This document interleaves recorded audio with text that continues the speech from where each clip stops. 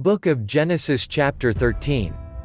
Abram went up out of Egypt, he, his wife, all that he had, and Lot with him, into the south. Abram was very rich in livestock, in silver, and in gold.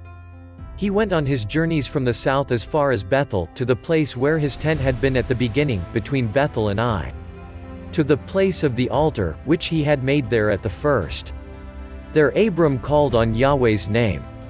Lot also, who went with Abram, had flocks, herds, and tents.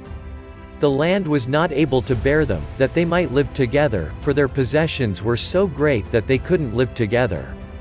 There was strife between the herdsmen of Abram's livestock and the herdsmen of Lot's livestock. The Canaanites and the Perizzites lived in the land at that time. Abram said to Lot, "Please, let there be no strife between you and me, and between your herdsmen and my herdsmen, for we are relatives. Isn't the whole land before you? Please separate yourself from me. If you go to the left hand, then I will go to the right. Or if you go to the right hand, then I will go to the left." Lot lifted up his eyes, and saw all the plain of the Jordan, that it was well watered everywhere, before Yahweh destroyed Sodom and Gomorrah, like the garden of Yahweh, like the land of Egypt, as you go to Zoar. So Lot chose the plain of the Jordan for himself.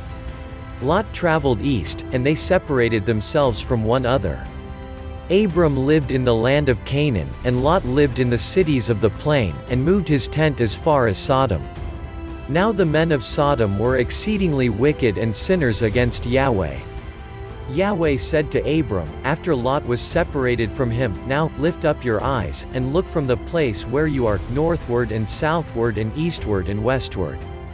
For I will give all the land which you see to you and to your offspring forever. I will make your offspring as the dust of the earth, so that if a man can count the dust of the earth, then your offspring may also be counted. Arise, walk through the land in its length and in its width, for I will give it to you." Abram moved his tent, and came and lived by the oaks of Mamre, which are in Hebron, and built an altar there to Yahweh.